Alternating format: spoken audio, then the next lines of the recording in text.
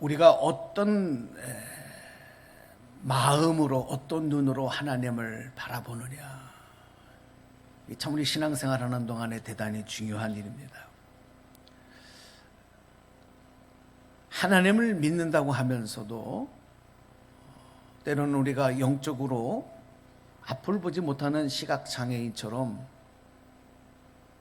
하나님을 잘못 보거나 아니면 다른 시선으로, 하나님이 원하시는 모습이 아닌 다른 시선으로 하나님을 바라보면서 하나님의 뜻과는 전혀 다른 방향으로 우리가 믿는 거예요. 하나님의 뜻을 전혀 다르게 오해하면서 그렇게 신앙생활하는 경우들이 있습니다.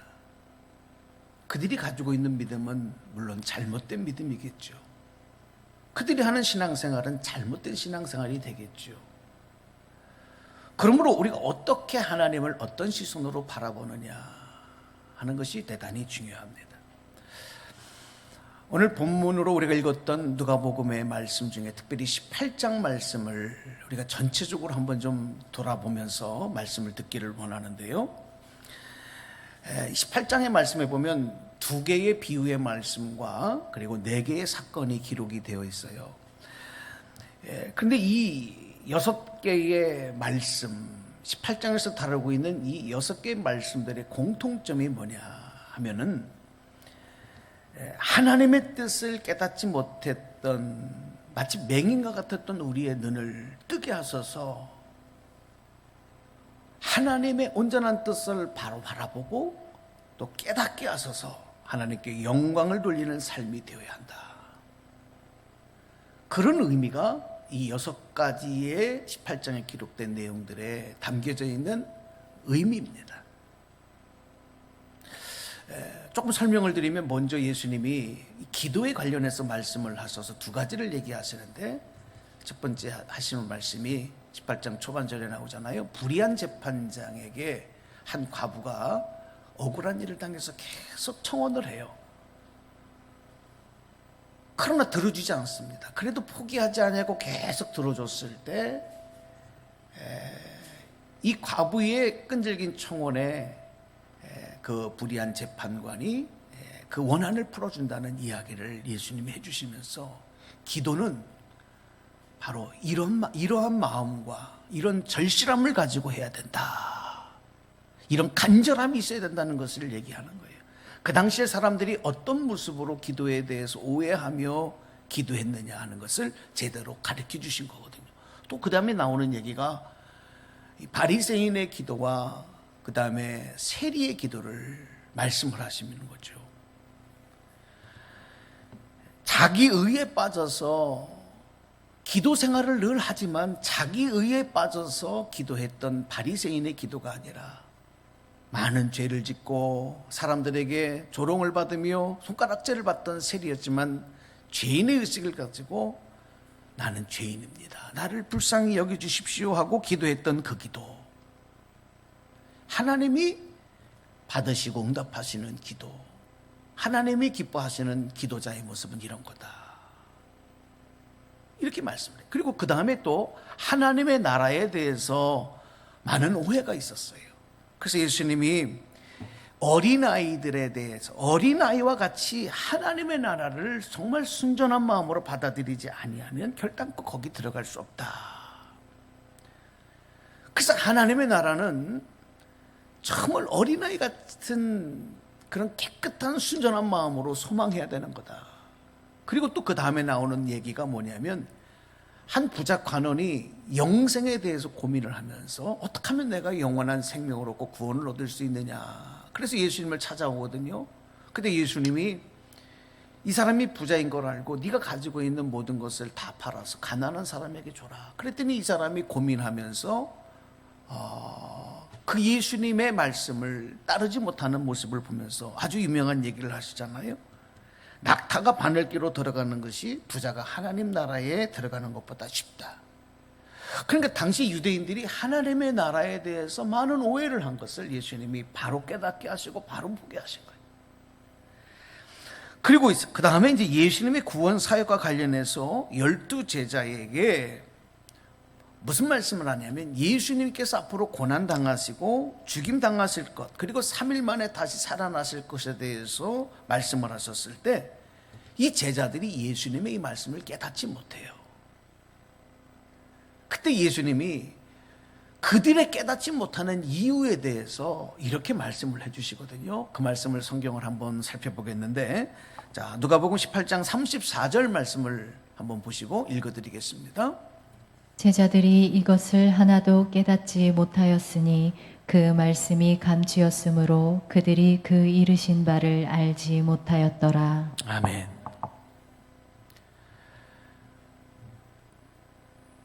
하나님의 말씀을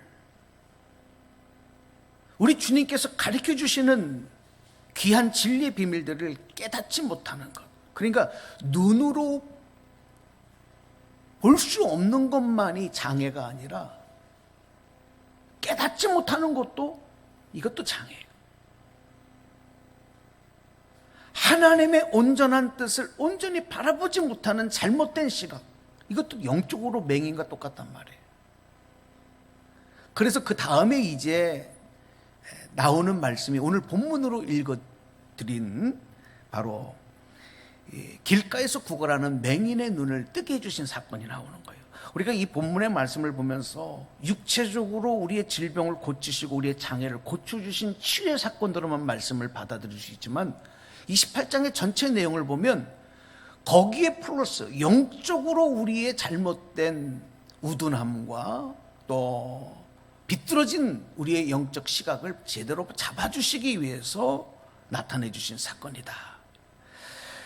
예수님께서 여리고 길가에서 구걸하는 맹인, 그 맹인의 눈을 뜨시게 하시는데 어느 날 이 맹인이 보지 못하니까 이제 듣습니다. 지금 예수님의 무리가 지나가고 있다. 예수님과 그 무리가 지나가고 있다는 얘기를 들어요. 그 이야기를 듣고 이 사람이 소리 지르면서 예수님에게 이렇게 요청을 합니다. 다윗의 자손 예수여, 나를 불쌍히 여기소서. 얼마나 소리를 쳤으면 앞서가던 자들이 이 맹인을 꾸짖습니다. 조용히 하라고. 꾸짖어요. 그런데도 불구하고 이 사람이 멈추지 않습니다. 더 크게 소리를 질러서 예수님이 들으라고, 다윗의 자손 예수여, 나를 불쌍히 여기소서. 그때 예수님이 제자들에게 저 소리 지르는 맹인을 데리고 와라, 그렇게 말씀을 하는 거예요. 그리고 이 사람에게 이렇게 물으셨습니다. 이제 오늘 본문에 41절 42절에 기록되고 있는 말씀이거든요. 자, 말씀 보겠습니다. 내게 무엇을 하여 주기를 원하느냐? 이르되 주여, 보기를 원하나이다. 예수께서 그에게 이르시되 보라, 내 믿음이 너를 구원하였느니라 하시매. 아멘. 자, 이렇게 고침을 받고 나서 이 사람이 어떤 모습이 나타나느냐? 하나님께 영광을 돌리며 예수님을 따르는 자가 되었다. 그리고 이런 모습을 보던 백성들이 모두가 다 하나님을 찬양했다. 할렐루야. 이 일을 통해서 이루시고 나타나는 결과와 반응들, 모습들. 자, 오늘 하나님이 원하시는 게 바로 이런 모습이고, 오늘 예수님께서 이 말씀을 우리에게 주시고 깨닫게 하시는 내용이 바로 이거예요. 누가복음 18장을 통해서 하나님에 대한 우리의 시선이 정말 바로 잡혀야 되겠다. 하나님을 온전히 바라보며 살아가는 것이 하나님의 뜻이라는 것. 그리고 예수님은 하나님을 온전히 바라보지 못하는 맹인과 같은 영적으로 우둔함에 빠져서 깨닫지 못했던 우리들의 그 눈을 뜨게 하시고 또 진리를 깨닫게 하여 주시는 바로 그런 분이라는 것. 오늘 이 18장의 말씀을 통하여 우리가 다시 한번 붙잡고 또 마음에 새겨야 될 말씀인 것입니다. 오늘 이 말씀을 들으시고 이 말씀과 함께하는 여러분에게 여러분의 영적 눈이 떠지시고 하나님을 향한 여러분의 시선의 변화가 나타나기를 주님의 이름으로 축복합니다. 축원합니다. 자, 다시 한번 여러분에게 질문하겠습니다. 여러분 그동안 어떤 시선으로 하나님을 바라보셨나요? 여러분 신앙생활하면서 어떤 시선으로 우리 예수님을, 하나님을 바라보며 오셨어요? 정말 온전히 우리가 하나님을 바라보게 되면요, 이런 사실을 깨달아요. 하나님보다는 더 크신 분이 없구나. 이 땅에 존재하는 모든 것 중에 하나님보다 더 높으시고 더 능력 있으신 분, 이런 존재는 없구나. 이 사실을 깨달아지면서 나를 가장 사랑하시는 분이 하나님이시라는 것, 그리고 그 하나님이 나를 보호해 주시고 인도해 주신다는 사실들을 깨닫게 되는 거예요.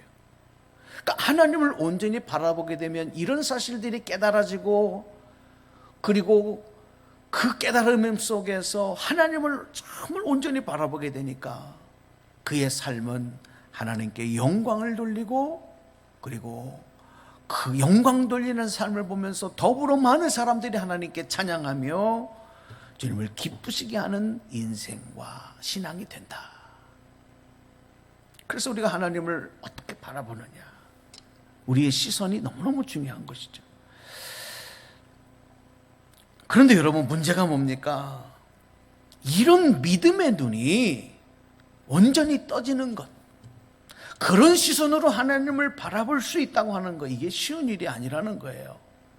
이게 문제죠. 그래서 많은 사람들이 영적으로 맹인처럼 살아가는 거예요. 말씀을 들으면서도 깨닫지 못하고, 그리고 하나님의 뜻과는 전혀 다른 행동들, 이것이 믿음이다, 이것이 신앙생활이다, 그렇게 생각하며 살아가고 그렇게 신앙생활하는 사람들이 많다는 것이죠. 우리가 생활하면서 종종 그런 일을 경험하게 되는데, 내가 세운 어떤 계획이 이루어지지 않거나 또 내가 원하는 것대로 되지 아니하고 이것이 잘못되면 하나님을 향해서 원망하는 마음이 생겨요. 이런 분들을 간혹 봐요. 하나님을 막 원망하는 거예요.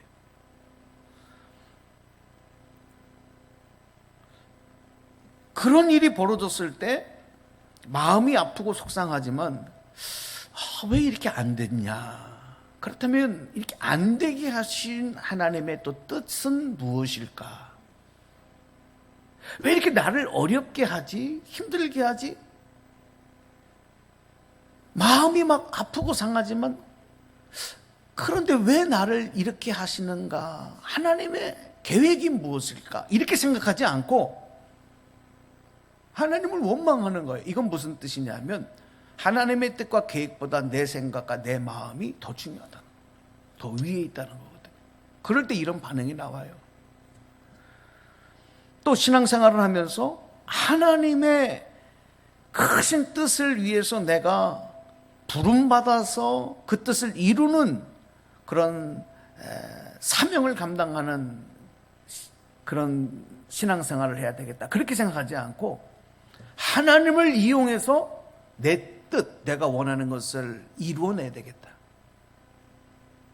그렇게 또 신앙생활하는 사람들이 많습니다.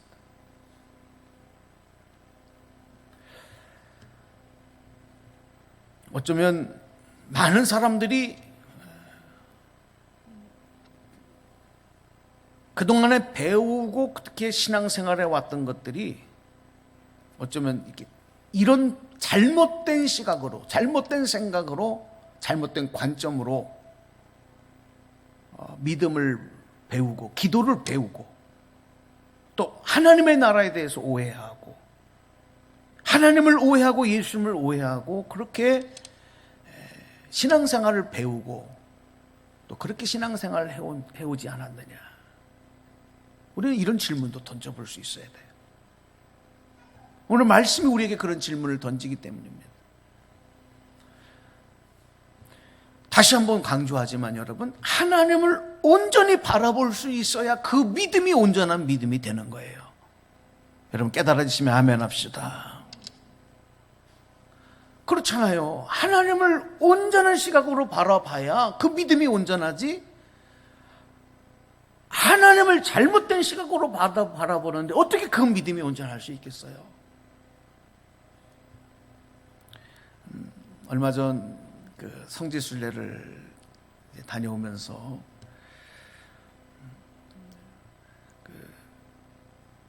이 광야를 보면서 참 많은 걸 생각을 했습니다.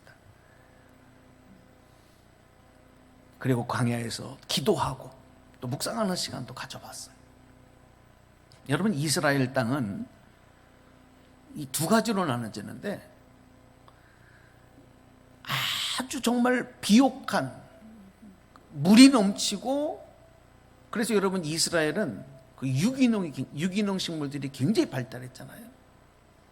얼마나 야채가 아주 신선하고 맛있고 달고 너무너무 좋아요. 왜? 좋은 물에서 좋은 땅에서 자라기 때문에. 그런 땅이 있어요, 이스라엘에는. 그리고 반대로 또 한편으로는 아주 척박한 이런 광야의 땅이 있습니다.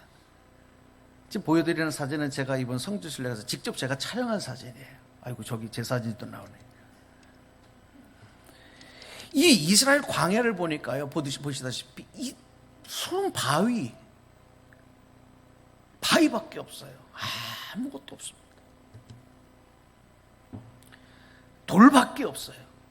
그리고 지금 보여지는 데는 이스라엘 안에 있는 유대 광야라고 불려지는 땅입니다. 그 광야입니다. 유대 광야라고 불려지는데, 또 광야 중에는 우리가 잘 아는 대로 그 모세가 출애굽해서 이동했던 시나이 반도, 그죠? 시나이 반도의 그 펼쳐진 광야, 여기는 순 모래뿐이에요. 이것도 광야예요.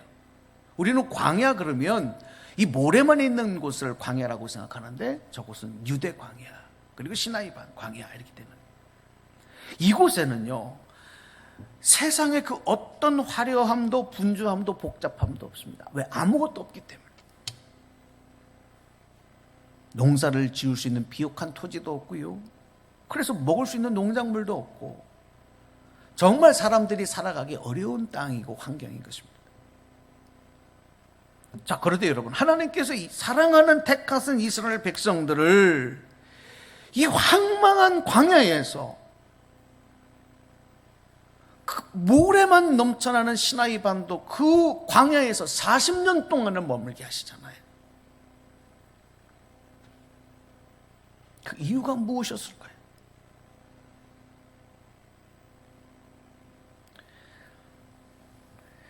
예수님께서도 하늘의 영광을 버리시고 이 땅에서 구원의 역사를 이루시기 위해서 처음 하신 일이 뭡니까? 바로 저 유대 광야로 나가신 거예요. 그리고 40일 동안을 그 광야에서 기도하시면서 하나님의 구원의 역사를 위한 준비를 하셨어요. 또 예수님께서 3년 동안 공생의 기간 동안에도 하나님 나라를 전하시고 진리를 가르치시다가 많은 무리들을 떠나서서 한적한 곳으로 가셨다. 저 광야로 가신 거예요. 그리고 그곳에서 기도하셨어요. 또 때로는 많은 무리들을 저 광야로 데리고 가셔서, 광야에서, 벳세다 광야 이렇게 나오잖아요. 벳세다에 있던 광야입니다. 그곳에서 5,000명의 무리를 모아놓고 또 하나님 말씀을 가르치시기도 했던 장소가 저 광야예요. 예수님이 오실 길을 예비했던 세례 요한은 바로 저 광야에서 살아요. 사람이 살 수 없는 저런 곳에서 사는 거예요. 그러면서 낙타토롯으로 옷을 해 입고, 그리고 메뚜기와 그 돌에서 나는 꿀, 석청을 먹으면서 예수님이 오실 길을 예비하는 삶. 왜 저런 곳에서 살아야 됐을까? 여러분, 오늘 하나님을 향한 우리의 시선, 이걸 지금 말씀을 드리고 있거든요.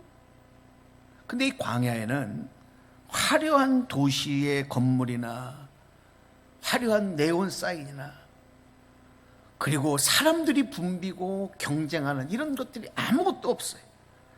우리가 그렇게 원하는 풍요로운 삶, 이런 거는 전혀 찾아볼 수 없는 환경과 땅이 바로 저 광야거든요. 조금 더 말씀을 드릴게요. 여러분, 구약에 보면은 하나님께서는 택하신 자들이 이 광야를 통해서, 광야의 삶을 통해서, 광야의 환경을 지나면서 저들이 그동안 애굽의 화려함, 이집트의 그 화려함과 우상숭배와 세상적인 모든 가치가 안에서 하나님을 바라보지 못했던 그 맹인처럼 되어버렸던 그들의 눈이 떠지기를 원하셨던 거예요. 그 눈을 뜨게 하시기를 원하셨던 거예요. 그리고 그들이 하나님의 약속하신 축복의 땅에서 아브라함에게 약속하신 그 복을 누리는 진정한 복의 백성이 되기 위해서 바로 이곳에서 그들을 연단시키시고 믿음을 무장시키셔서 강력한 군인으로 양성하는, 마치 훈련소와 같이 사용한 장소, 그것이 저로 광야를 하나님이 택하셨던 거죠. 금을 단련하여 정금으로 만들기 위한 재련소와 같은 그 장소를 광야로 택하셨단 말이에요. 이 광야 그러면 대표적으로 생각나는 사람, 연단받았던 사람 중에 다윗이 생각이 나요. 다윗이 사울 왕에게 쫓김을 당할 때 3,000명의 군사들이 이제 다윗을 추격합니다. 잡아 죽이려는 거죠. 제거하려는 거죠. 그 다윗이 도망쳐 숨어 다니던 것이 저 광야입니다. 여러분, 저곳에서 얼마나 배고프고 얼마나 서럽고 얼마나 두렵고 얼마나 참 고생을 합니까? 그 세월이 10년이 넘어가요. 억울하게 다윗이 왜 그런 시간이 다윗의 인생에 있어야 했고, 왜 그 고생을 억울하게, 난 잘못한 것도 없는데 왜 내가 이런 신세로 살아가야 되느냐. 하나님이 다윗의 시각을, 다윗의 시선을 하나님께 집중시키는 시간이었다. 여러분, 성경을 보니까 온통 이런 얘기들이더라고요. 여러분, 야곱이 형 에서를 피해서 집을 도망쳐 나와요. 그리고 그가 첫째 날 광야에서 돌을 베게 베고 잠을 청합니다. 밤이 되면 칠흑과 같이 아무것도 보이지 않는 이 광야에서 돌을 베개 삼고 잠을 자야 할 때, 바로 그것이 광야. 여러분, 거기서 야곱이 무엇을 생각했겠어요? 그날 밤에 꿈을 꾸잖아요. 그 꿈에서 본 사건이 뭐예요? 하늘로 연결된 사닥다리를 보잖아요. 왜 하나님이 야곱을 이렇게 몰아가셨을까? 그 부유한 아버지의 집에서, 그 평안했던 삶에서 뛰쳐나와 도망자의 신세를 삼고 왜 이런 환경으로 몰아넣으셨을까? 요셉이 형들에게 형들의 배신을 당하고 형들에 의해서 노예 상인들에게 팔려가잖아요. 그리고 이제 저 이집트로 끌려가는 거예요. 그 끌려가던 그 동선이, 그 행로가 바로 시나이 반도에 펼쳐져 있는 그 광야입니다. 거길 지나쳐야 되거든요. 왜 사랑받던 요셉이, 아버지의 사랑을 한 몸에 찾아던 요셉이 이렇게 광야로 내던져진 인생이 되게 하셨을까? 그것을 지나면서 요셉이 무엇을 생각하고 무엇에 집중할 수 있었을까? 이스라엘의 위대한 지도자로 택하셔서 불러 사용하시려고 하나님께서 그 험악한 시대에 갈대 상자에서 그의 생명을 건지셨고, 그리고 애굽의 화려한 궁궐에서 왕자로 40년을 살게 하셨던 그 모세를 다시 살인자의 신사가 되어서서 도망가 숨어가도록 몰아가신 그 광야가 어디예요? 르비딘 광야예요. 르비딘 광야가 아니네. 말이 잘못 나왔어. 그 광야로 나아가서 모세가 40년을 숨어 사는 거예요.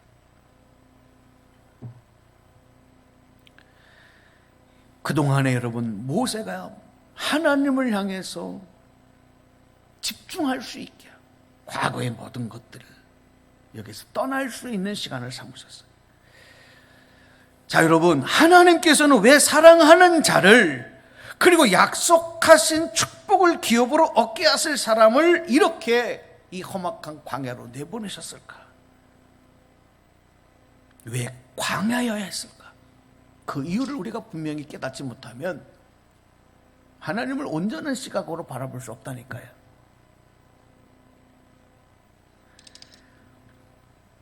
문제는 우리가 원하는 땅은, 원하는 곳은 광야가 아닙니다. 우리가 신앙생활하면서 왜 광야를 원합니까? 우리가 원하는 것은 젖과 꿀이 흐르는 땅이지요. 롯이 택한 땅과 같이, 소돔과 고모라 성과 같이 화려함과 풍요가 있는 땅이죠. 그런데 하나님께서는 그런 땅이 아니죠. 우리를 내보내시는 것이 광야입니다. 그리고 거기에 머물게 하십니다.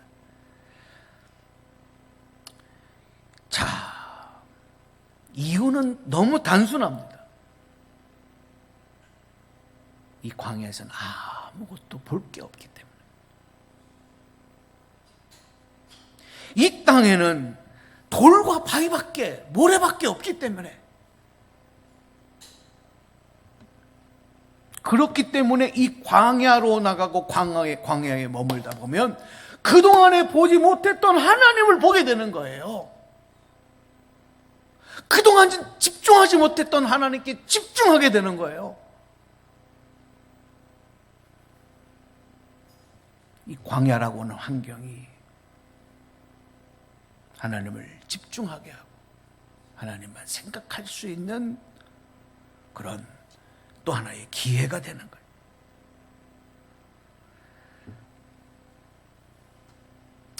이런 의미에서 보면 노아 시대의 방주를 봐도 그것이 광주지만 이 방주가 광야의 성격을 띠고 있구나, 그런 생각을 합니다. 홍수 심판이 임했을 때 노아와 그 가족들이 방주 안에 들어가서 문을 잠그고 이제 하나님의 명령에까지 그 안에 생활을 하는데, 이 방주를 보니까 들어가는 문은 있는데, 그래서 한번 잠그면 밖에서는 잠가진 문을 열 수 있는 장치가 없어요.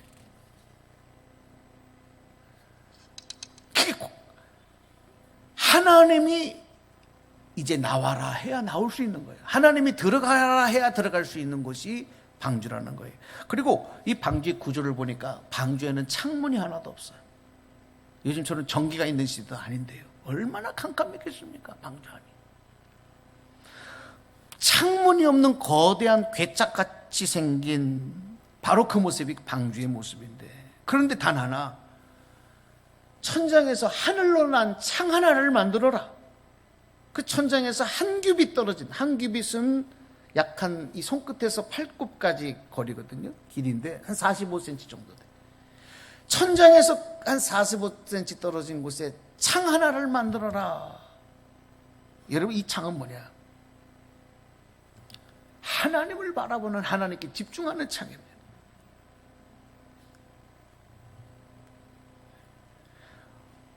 노아와 그 가족들이 죄악으로 인해서 하나님의 심판이 세상에 만연할 때 저들이 생명을 구원받고 그 방주 안에 들어가서 그들이 할 수 있는 일, 그것에서 먹고 마시고 즐기는 삶이 아니라 그 고통의 시간 동안 하나님만 바라보고 하나님께 집중하라. 여러분, 이 말씀을 들으면서 여러분 깨달아지셔야 돼요.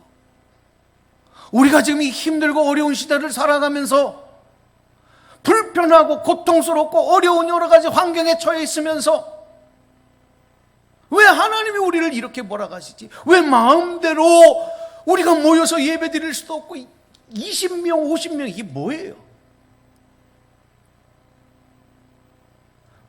추석 명절이 다가왔는데도 마음껏 가족들이 모여서 부모님과 함께 식사하고 즐거운 시간도 나눌 수 없어요. 얼마나 많은 자영업자들이 여러분 고통을 받고 힘들어하고, 아이들이 마음대로 학교 가서 공부할 수도 없고. 여러분, 광야죠. 그러나 하나님의 뜻은 이곳에서 이 어려운 기간을 지나는 동안 원망하고 단식하고 절망하는 것이 아니라 하나님께 집중하라. 하나님을 바라보던 우리의 시선이 바뀌어야 된다. 여러분 깨닫기를 주님의 이름으로 축복합니다. 이걸 깨달아야 돼요.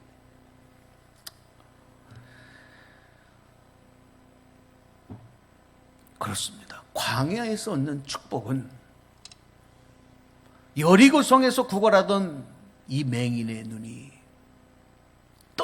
띄어져서 눈으로, 육신의 눈으로 바라보는 것으로, 바라볼 수 있게 된 것으로만 끝나는 것이 아니라 주님을 따르는 삶이 되고, 그리고 그 모습을 보고 많은 사람들이 하나님께 영광을 돌리는 모습이 되는 것, 이게 이제 진짜 의미란 말이죠. 마찬가지로 광야에서 얻는 축복은, 그리고 회복은 하나님에 대한 시선, 하나님에 대한 집중력을 얻게 되는 거예요.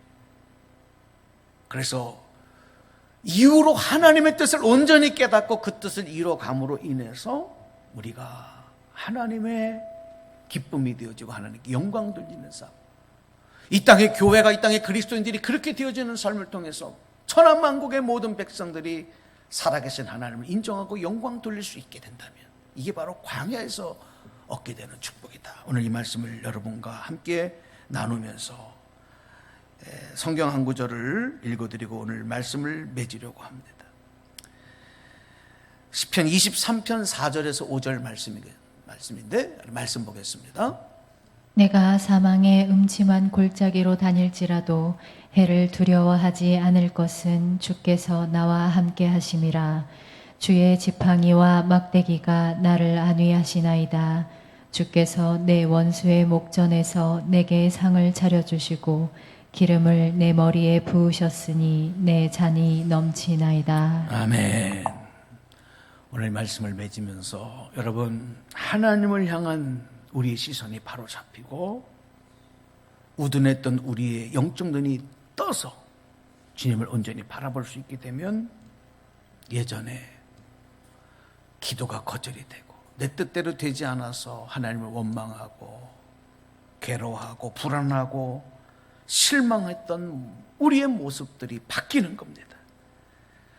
하나님이 나와 함께 하시고 나를 보호하시고 그 능력의 오른손 나를 붙잡아 주시니 이제는 두렵지 않습니다. 이제는 하나님의 귀한 뜻을 위해서 주님의 기쁨 되어 나가기를 원합니다. 이 고백이 오늘 이 말씀 가운데 함께하는 여러분 가운데 함께 하셔서 주님을 기쁘시게 하는 눈이 떠진 이 맹인의 치유하심이 오늘 여러분에게도 함께하기를 주님의 이름으로 간절히 축복합니다. 축원합니다. 기도하겠습니다.